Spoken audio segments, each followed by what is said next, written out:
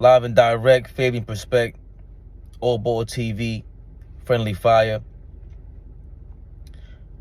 Let's get right into it. Deion Sanders clapping back at his haters, so-called haters. Why do people hate?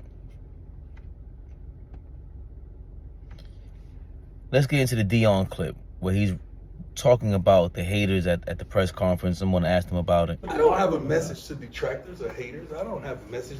I don't take my time to respond and to defend myself. Why would I do that? I'm giving you a microphone if I'm doing it. I'm giving you solace that you're in my life. I don't care. I really don't. So if it's been that way all my life, you would think that I'm used to it. I'm not new to this. I'm true to this, and I keep going. So I'm good with that, man. I'm good with that. This is a comfortable place for me. So what do you teach your guys in the locker room who are It's about us. It's not about them. It's about us. Everywhere we go, even in your darn families, you're going to have detractors. You're going to have naysayers. You're going to have doubters. Even in your darn family, you guys all shaking my head, shaking your heads like, yeah, my aunt, she ain't no good. My sister ain't, she's ignorant.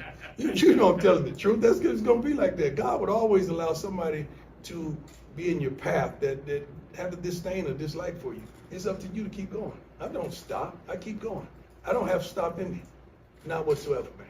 Now you see there, Deion's responding in his way of how to filter out what he considers negative thoughts. You see, when you have someone of that type of personality, in my opinion, in my experience in life and interacting with other people, because I don't consider myself a star or a superstar, right? I just see other people and I can see the dynamic. Like, they just walk into a room or their voice, something that makes someone that, can't say polarizing, but there is the it factor that we just can't describe. We call it charisma sometimes. And Deion is a very loud personality. He's not obnoxious. He's loud. So all the great things, all the good things, they might be magnified. All the bad things become magnified, or what appear to be bad things. And even, for instance, he just criticized one of his players, the cornerback, and he's basically responding to a reporter saying he needs to go watch film tape. He needs to be on time for the meetings. And he's saying, just like everyone else. So even something like that could be magnified because he is Deion. But it's no different than Bill Parcells and Bill Belichick when they know Phil Jackson. Phil Jackson was doing this. He wasn't as aggressive as Bill Parcells and even Bobby Knight, right? But there were games that he would play that people did not like. In the new school era, they didn't appreciate that. The Carmelos of the world, they didn't like that. But Phil Jackson was very good about manipulating the media and getting his message across through the media. Kobe Bryant understood it, and he was motivated by it from a certain point, but you can tell he was annoyed by it. So with Deion, I think he's using a combination of these things because he realizes what it is to be this popular. And he's also showing you, hey, look, these are the things we have to go through when you have this much attention. Like, you usually get this much attention when you win this much, right? And that's part of the problem with the hate, with the Jason Whitlocks of the world. They can't understand someone who's already understanding of what greatness is. They maintain greatness. This is a front row seat to someone that maintains greatness.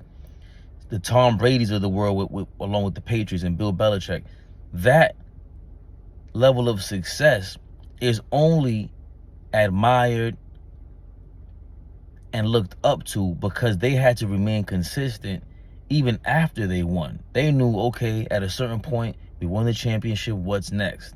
They didn't want to let down. The what's next was what success was. Right? Like the losses are what stand out more than the wins. And I think Deion is showing you, hey, look, in order to deal with negativity, you got to process it somehow.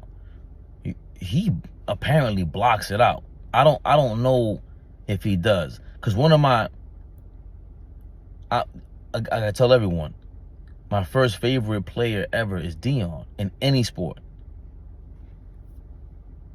But one of the most conflicting moments early on in childhood, I guess, when you're a part of participating in fandom, is when you see your favorite player in a bad situation, in just a negative situation. And that's what happened with Tim McCarver. Mind you, the reason why it was such a conflict, it wasn't just because it was wrong, because Tim McCarver, like, he was 50, 60 years old already, 30, 40 years older than Deion Sanders. I'm also a big-time Mets fan. And my favorite announcer at that time is Tim McCarver. He just started doing national sports, with national baseball on Fox. It became a big deal. So the national media got to hear more of Tim McCarver.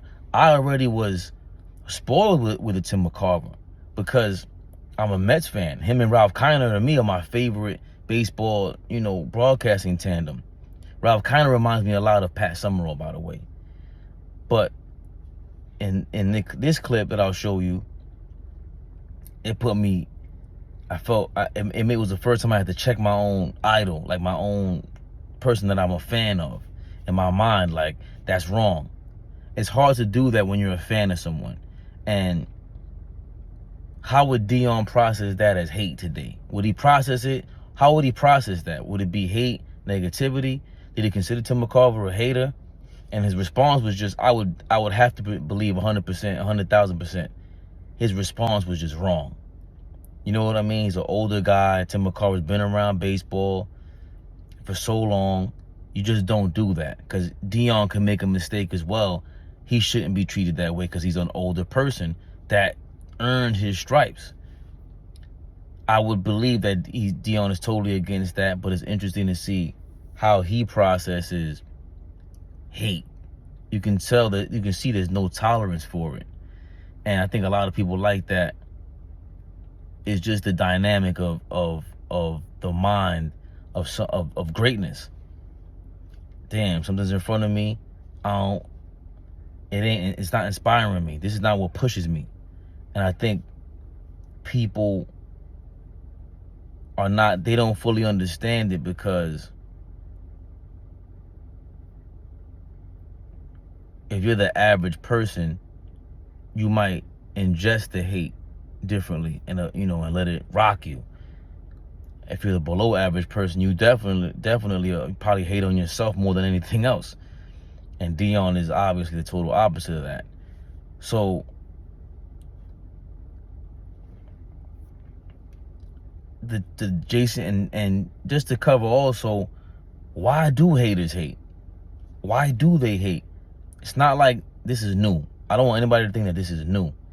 The internet, it just gave everyone a voice, and it allows for these voices to maybe stick around for a little bit longer than before, especially in the short term. The short term media used to just come and go, and it was a lot harder for messages to be spread than today, right? It's a lot easier for certain messages to be spread, and the fastest news has always been bad news, negative news.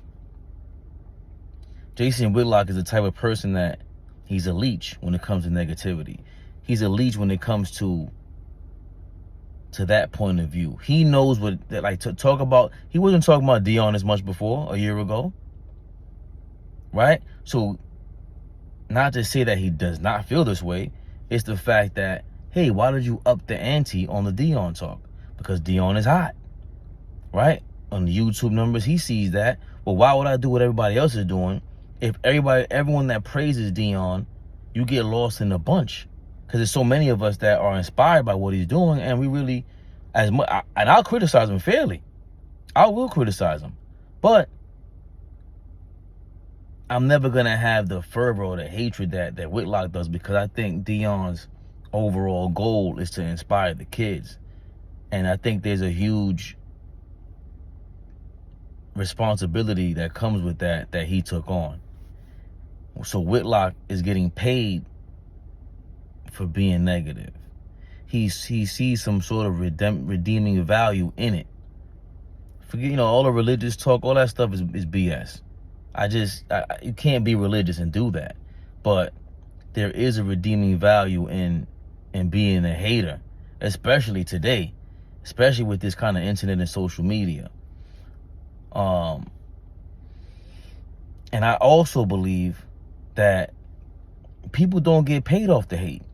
They get paid attention, and people get a high off of that. And people have always gotten a high off of attention. It's just that we see it in real time now. But I've known people growing up, that's the first thing they said.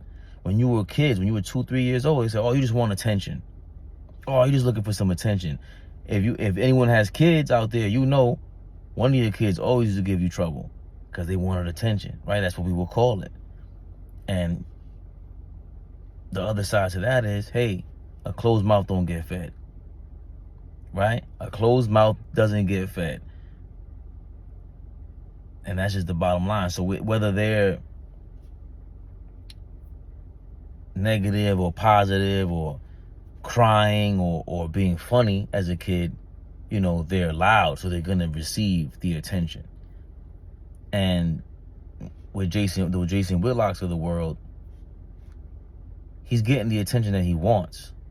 You know what I mean? He's getting the attention that he wants. He's proud about being blocked by Deion. But there are also other haters there, like the Lee Corsos of the world that were on ESPN, and they just misspoke the way that they did. And when you saw Deion go up to ESPN for College Game Day, you saw they took Lee Corso off the stage. I believe he was present in Colorado. He wasn't invited. But you can see Deion goes up there and he blocks you for real, like in person. Like if I'm going on that stage, that guy ain't going to be there. Amazing. I don't know if my level of petty would have been able to withstand being on stage without mentioning that to Lee Corso, because it would have been, a back and forth, at least for me. And again, the Deion hate train, it comes with the territory. And Deion fully understands that, and I think he's instilling that in the kids, and that's a great thing. Now, there are negatives that come with this kind of attention because everyone doesn't want to be successful in this way. Is he teaching these kids how to be successful another way? A quiet success, the Barry Sanders type of success. The Tim Duncan kind of success. People that don't quite have that personality. Like, some people are just boring, especially for the public. Because some people could be laid back and be cool, and that's their persona, but some people are just boring. That's the interesting thing to me, and I would love to ask Deion that question. What about the kids that maybe weren't ready for this kind of success or this kind of attention? How are you preparing them for it? What are the words that you tell them? Because, I'm a parent. I would love to hear what you have to say about that. Live and direct, Fabian friendly fire. I just messed that up. Friendly fire, AllBallTV. Catch you next time, man. On the flip side, man.